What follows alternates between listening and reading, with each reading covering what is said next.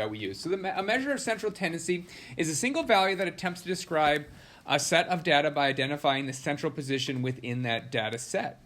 As such, measures of central tendency are sometimes called the measures of central location. We're just picking that number that's in the middle. A lot of times you'll hear the word average thrown around, but averages actually happen in kind of different ways. Ooh, there's one on here.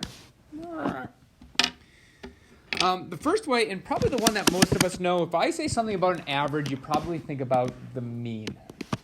You probably think about the mean. So if I give you two numbers and I ask you, what's the average of those two numbers, what do you typically do? Yeah.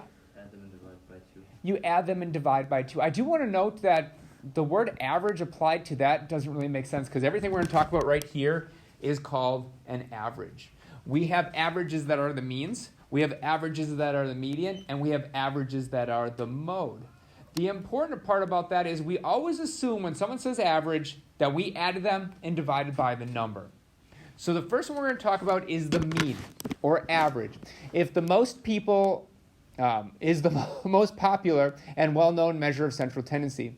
The mean is equal to the sum of all the values in the data set divided by the number of values in that data set. So if we have n values, so we'll use n to stand for how many we have of them in a data set, they have the values, and a lot of times it uses x sub 1, x sub 2, all the way to our nth one that we have. The sample mean is usually denoted by this. It's called x bar. X bar is the same thing as mean. I need to close this. Is it right in my eye?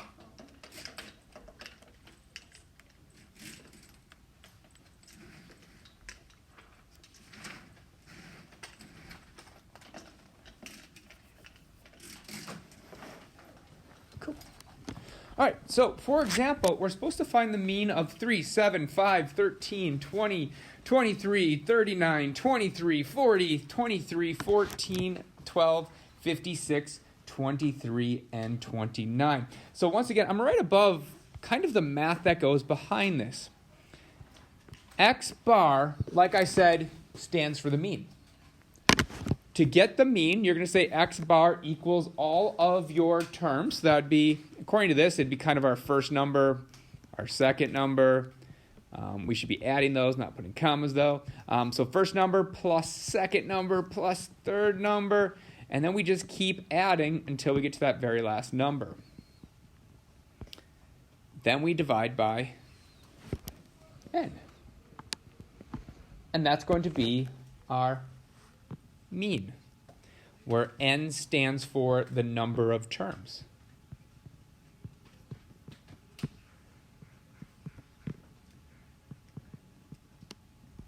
Now, I don't expect you to write all of these down again. They're right here. So what we're going to do is we're going to go kind of x bar.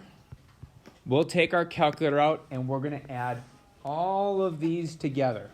Yeah? 22. Say that one more time. 22? Oh, that's how many numbers we have? No, that's the Oh, I didn't want the mean yet. I'm sorry. I wanted, what happens if I add them all together? 330? Anyone else get 330? All right. Nope, that's 333. 330. I should also note how many we have. How many of these do we have? What would our n value be? Yeah, Daniel. 15. 15, so our n would be 15. So I should note that. The 15 would go on the bottom. That 330 is our sum, and that would be our mean. And what does that come out to? I forgot, 22, which equals 22. That is our mean. And like I said, it's always misrepresented as the only average. So if you read a newspaper article and it says the average, you just assume they added them all up and then they divided. A lot of times they do, and other times they don't, and they don't tell you how they calculated it. So the next thing we're going to talk about is the median. The median is also called an average. We just typically, when I hear the word average, we usually think of mean. Well, median, on the other hand, we don't add them up. The median is the middle score for that set of data that has been arranged in order of magnitude. In order of magnitude. Magnitude means we're going to organize them from lowest to highest number. So once again, magnitude means listed from lowest to highest number. So if it says find the median of 3, 9, 11, 8, 4, before you find the median, you have to make sure that you first organize them from lowest to highest. So I'm looking at my lowest number is 3. I usually scratch it off as soon as I write it down. Then we have a 4. Then we have an 8. Then we have a 9. And then we have an 11. Now I'm going to do something kind of goofy. I'm going to actually mathematically calculate where the center is. Which number's in the center, Joaquin? 8. So this isn't useful for this problem. Because for this problem, we can easily count these. But we're going to have problems that have like 60 data points. And we don't want to have to count inwards all the way to figure out where that middle is. So it's always nice if I can just have something that tells me exactly where the middle is. So that's something called the central position.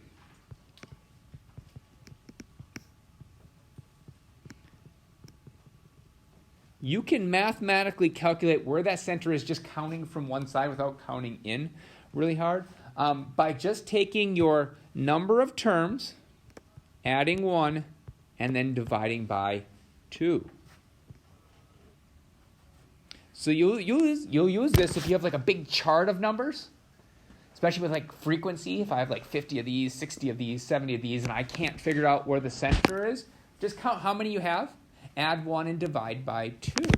So in this case, our central position is going to be I have 1, 2, 3, 4, 5. Our n equals 5. So we'd have 5 plus 1 divided by 2 equals 3, which means I should just be able to go 1, 2, 3, and that's my center. It's going to save you a lot of time when you have huge data sets. So know how to calculate that central position, and it's n plus 1 divided by 2. So it says count 3 terms. So if I count 3 terms, 1, 2, 3, it's pointing right at 8. A lot of times I'll put like a line right there. You'll see that on the other side when I start doing those. So our median is going to be 8.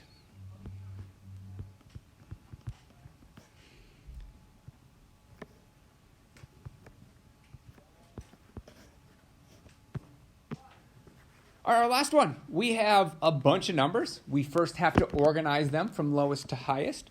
Like I said, I usually just find the lowest number and start crossing things out. So I have a 3. I have a 4. It looks like I have an 11. I have another 11. I have a 13. I have a 14. I have a 22. And I have a 45. Once again, when it's small like this, you could just count in until you get to the center. But I'm going to calculate the central position. Our central position would be, okay, we have 1, 2, 3, 4, 5, 6, 7, 8 terms. So we'll do 8 plus 1 divided by 2 equals 9 divided by 2, which equals 4.5. That's the central position.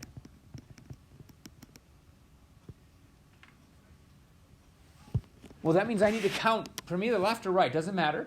I'm going to count 4.5 units, but I don't have a number there. So if I go 1, 2, 3, 4, I have to go half. So what I'm going to do is I'm going to draw my vertical line right between those two numbers. Maybe I'll change my color here. Does that mean my median is 1113? It's not 1,113. That'd be a stretch. What do I do if it's between those two numbers? Ella? You would take the mean of those two. Yeah, that average where we just add and we divide by 2. So if it's in the between, I need to find out exactly what's between those two numbers. So if it's right smack dab in the between, we're going to go 11 plus 13 divided by 2, which equals 12. You might not need it to do the math. You're like, what number's between 11 and 13? 12 is smack dab in the middle. So we come up with 12 is our median. Our median is 12.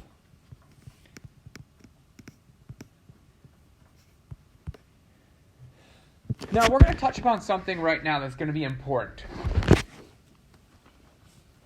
Let's look at our first example where I have 3, 4, 8, 9, and 11.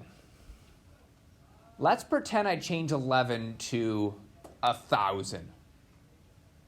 So my 11 is now 1,000. I'm actually going to write that down for a second. You don't need to change this in your notes. We're just thinking about something here. So I'm going to change that 11 to 1,000. Hey, let's just make it really, really big. We'll make it, what did I make that? I made that 1,000,000. Does that change the median? Would that change the median? No. Would that change the mean? Absolutely. So the important thing I want to point out here is this is a pretty extreme number compared to the rest of these, right? The median is less affected by extreme numbers than the mean. I'm going to say that once again because it's a really important concept that you have to know. It is on the test. It'll straight up say something like that. The median is less affected by extremes. So let's really exaggerate something. Let's say this was the average salary of people in this classroom. Someone makes $3, $4, $8, $9, and someone makes $1 million. Per hour, yeah. You make that per hour. Do you think the mean or median would be more representative of these people? Which one would be more representative of all of the people? Yeah. The median would be more representative of the people. Because if I just if I added those all up and divided, it's going to be a huge number. And you're going to look at it and be like, wait, 4 people don't even make more than $10, and that one guy makes $1 million. So if I actually could someone calculate the average if that's $1 million? Calculate that mean real quick. Say that again? 200,000. Let's just go a little bigger than 200,000, right? If I said the average person in this classroom makes $200,000 and you're one of these 4 people, you're like, well, that can't be right. Most of us don't make above 10, but if I say the median's about 5, you're like, that makes sense. Except for this one dude that's making $1 million per hour, most of us are living in this land. So a lot of times when we have extremes or something, the median's a lot better gauge. Whenever I grade tests, I always use the median because we always have kind of that extreme outlier that might be really low. I do look at averages as well. I look at both of them, but my guiding principle is usually median because you can score a 0 on a test, but you can't score 200 on a test. That really low score is going to pull it down because you can't score over 100. That's why a lot of times if you see in math classes, we look at your median score, not so much your mean score. All right, so big thing is median is not affected by extremes as much as the mean. You have to know that. We're going to continuously talk about that. All right, the next thing we're going to talk about is something called quartiles. Quartiles are medians of medians of sorts. So a median divides this list of numbers in half. A quartile divides the list into fours or quarters or 1/4. I'm just going to put quarters.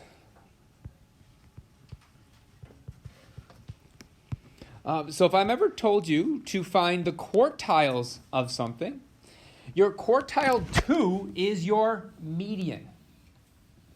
So if I had to calculate the median of this one, I would just put a line between 14 and 15, right?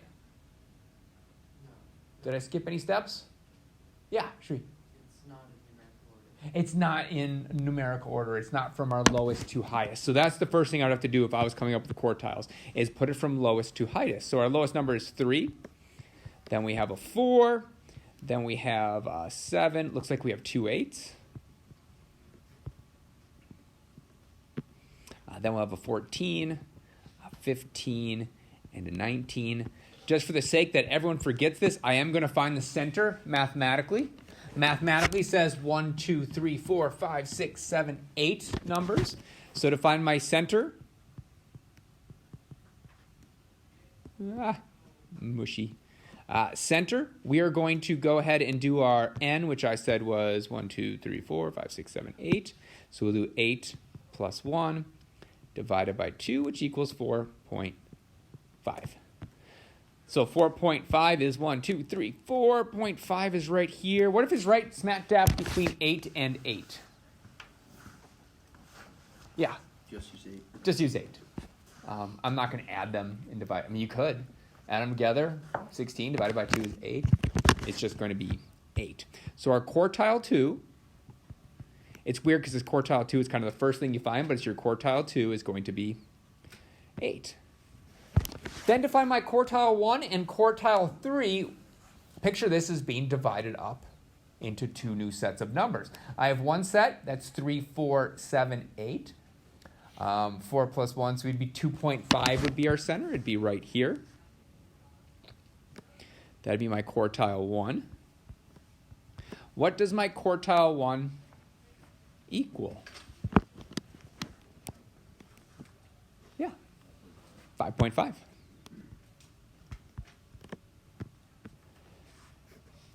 And then our quartile 3 would be right smack dab in the middle of 14 and 15. What number is smack dab in the middle of 14 and 15? Anybody just shout it out? 14.5. Now, I always draw little lines between it, because then I can actually look at it and make sure I did everything right. 2, 2, 2, 2. Yeah, everything's partitioned into 2s in that case. So you can actually visually check to make sure those are all correct. I do also like to note that quartile 2 is your median as we move on. A lot of times we just call it quartile 2, but know that that is your median. All right, mode. One of the least known or used ones for our central tendency. It is just, the mode is the most frequent score in our data set. The most frequent score in our data set. So as I look down here, 7, 13, 18, 24, 9, 3, and 18. I said a number twice. I said 18 and 18.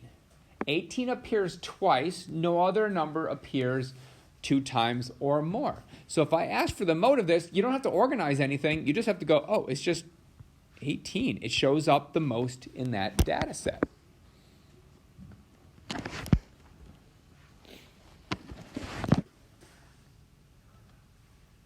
Now, if we look at the next one, we have 24, 15, 18, 20, 18, 22, 24, 26, 18, 26, 24.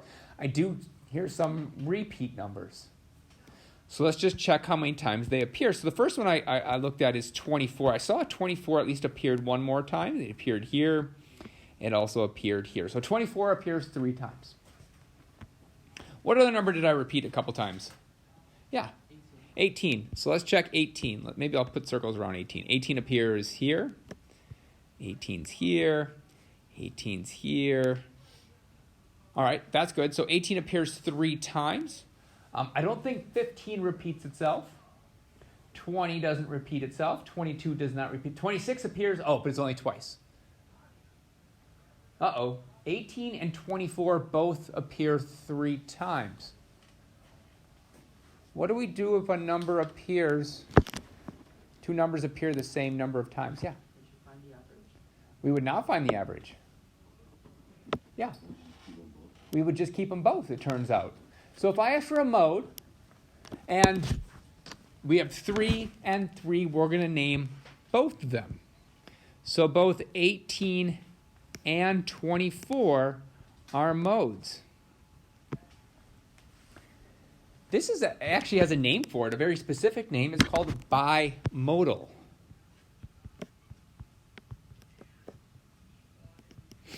Excuse me.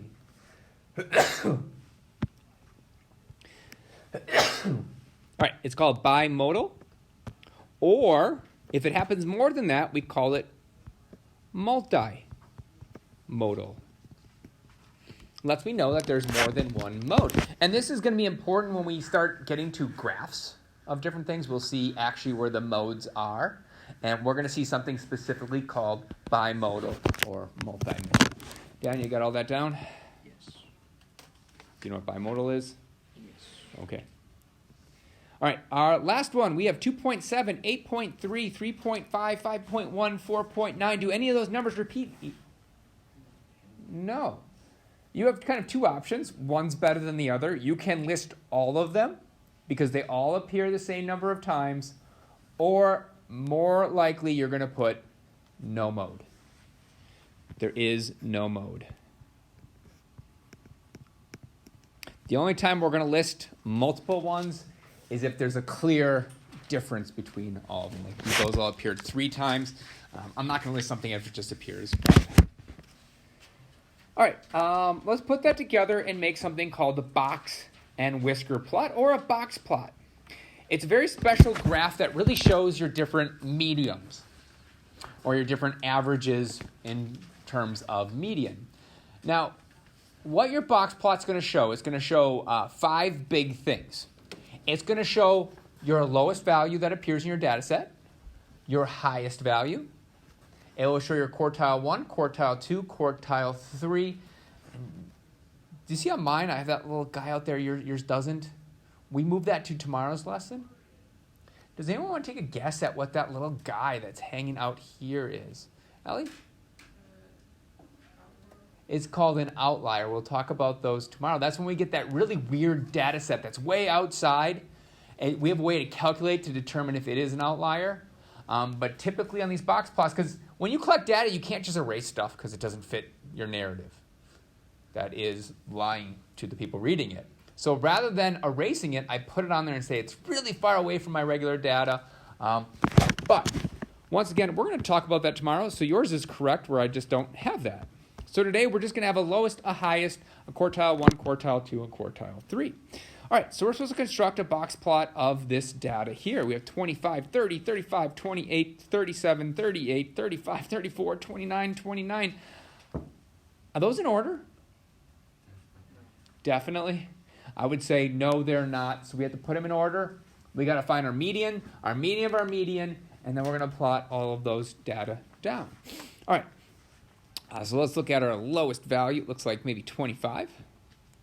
I don't think I see anything lower than 25, so let's go 25. Let's go, looks like I have a 29 over there. I have 2 29s, so let's list both of those. Oh, I have a 28. Oh, boy. Good thing is I can change one of those 29s into a 28. Thank you for pointing that out. I think we're done with 20s, so let's move on to 30s. I do see a 30. I see a 35, but I do see a 34. Then we have 2 35s. Then we have a 37 and a 38. Just for the sake of practice, I'm going to find the center by actually using math rather than counting in. It's not a skill we're going to use all the time, but when we need it, we need to know how to do it. So if I count out 1, 2, 3, 4, 5, 6, 7, 8, 9, 10, to find my center, I'm going to do 10 plus 1 divided by 2, which is going to equal 5.5. So I just count 5.5 and I put a straight line. 1, 2, 3, 4, 5, put a straight line. 1, 2, 3, 4, 5, put a straight line.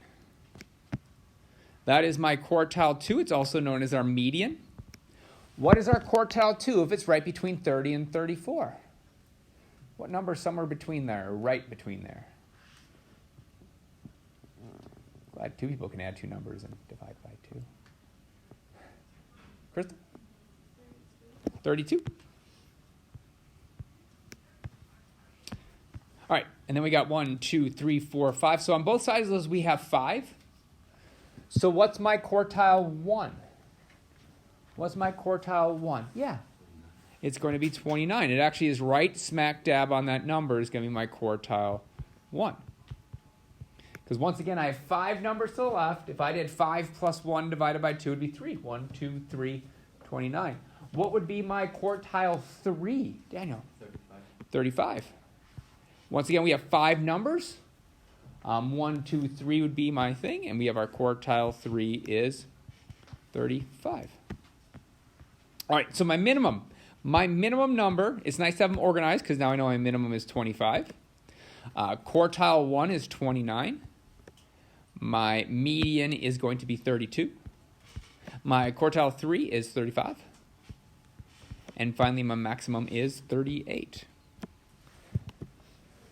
All right, now I need to make a number line that at least consists of 25 through 38. I will note on the homework and stuff, we don't always have to count by 1. You can count by 2s. Just don't make these horrible. Don't try to fit this entire thing on a graph that looks like that. I gave you plenty of room. It happens. I gave you plenty of room. Let's go ahead and use that room. So let's go there. And let's just start at 24. Now I have to get to 38.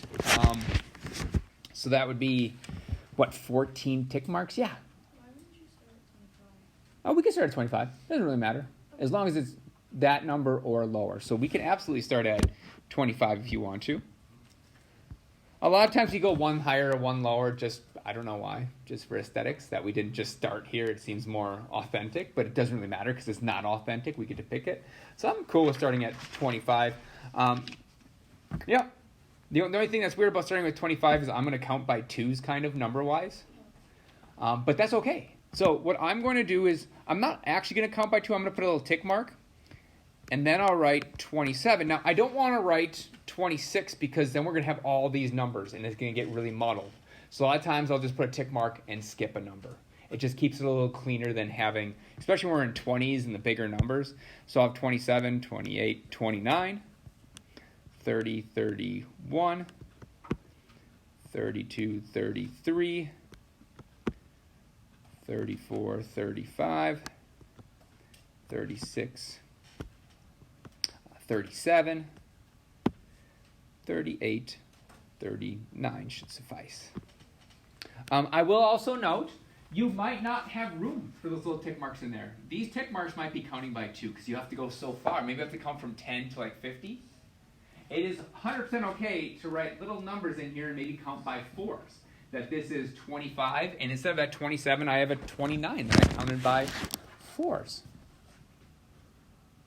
All right, now what we're going to do is we're going to make our marks where everything is. So at 25, now here's my hint to you. At 25, I'm going to put a little tick mark there. It is my lowest one. It is our whisker. It's going to be that line that comes off to it. The middle ones we're going to do bigger lines for. So at 29, that's our quartile 1. We're going to draw a bigger line there. Looks something like that. Try to shoot that for the middle, kind of like that. And then we're going to try making the rest of them 32, about that same length. Then I'm going to put a line at 35. Then I'm going to put a little tick mark at 38. So just like I started, I'm going to finish. Then I'm going to complete my box. And then I'm going to draw my whiskers.